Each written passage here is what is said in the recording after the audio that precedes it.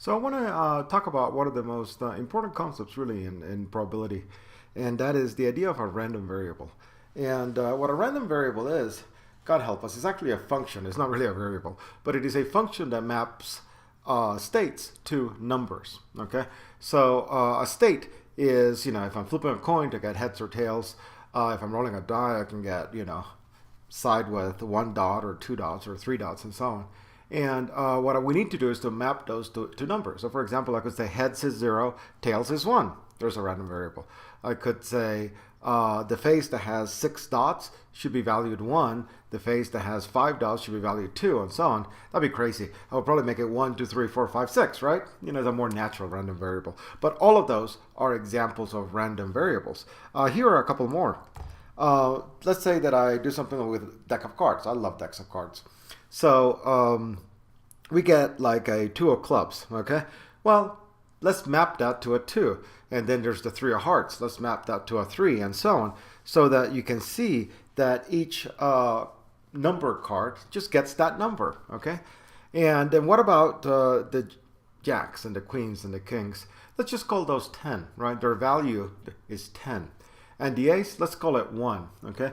And now you have something somewhat like what, say, many games actually map to the cards, right? I'm thinking blackjack in particular, which is kind of weird with the ace, but other than that, this works beautifully, okay? But that's not the only random variable that I could use. I could use another random variable over the same events. So for example, I could have a random variable y that assigns 0 to 2, 3, 4, 5, up to 10, all of the number cards, right? And instead, to the face cards, ace, jack, queen, and king, it assigns a 1, right? So this is like a random variable that lets me select the face cards and differentiates those from the number cards, okay? Now, why are we messing with this, right? I mean, we already have states, right? We already know about events, which are sets of states. Why are we now adding a function that takes states to numbers? And the answer is really very straightforward. We know how, we have a lot of stuff that we can do with numbers. We know how to average them. We know how to add them. We know how to multiply them.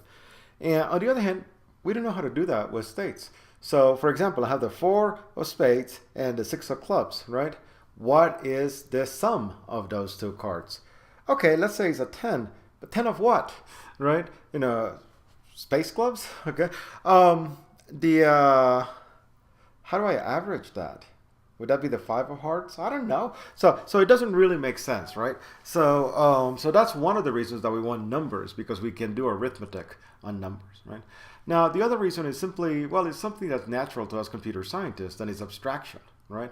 I have the 3 of hearts, but I want to consider that the same as the 3 of clubs, because what's important is the 3, right? And so we can actually use random variables to kind of extract that meaningful part from the description of the state and just keep the stuff that we need, the meaningful portion. So that's another reason why we might want to use random variables. Now, before I kind of move on, I just want to warn you that random variables have some really confusing notation associated with them. And partly, I think, is, is it a variable? No, it's a function. Oh, no. So, there's the possibility there for just getting lost in the notation, and I want to bring that to the fore. So first thing I want to say is this is just a minor point, but random variables are usually capital letters, okay? So capital X, capital Y, that's just tradition, but we're going to stick with that, okay? Now, the second thing is I have a random variable X. With variables, I can do things like X equals 3. So what exactly is X equal to 3? And the surprise is that that is actually a set, okay? So what we have is this set right here, which is the set of all states, right? Because that capital S is the state space or the sample space, okay? Depending on what terminology you like. But S belongs to S. That means that it's one of the states, one of the descriptions of the system. And what I'm looking for is the set of all of those that get mapped to 3 by my random variable, okay?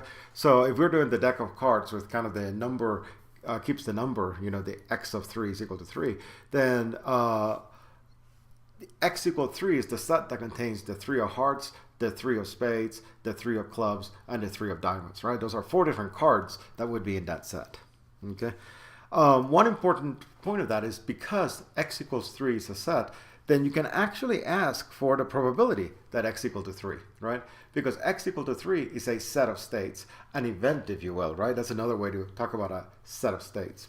And I can ask for the probability of an event, right? So P of x equals 3 is perfectly natural question, okay? Now, that's nice, okay? But what is x of s, right? And x of s, this is actually, I'm using the function notation with a random variable, right? And so s has to be a state, right? And x of s is the number that x maps it to, right? So x of s is a number, x equal to 3 is a set of states or an event.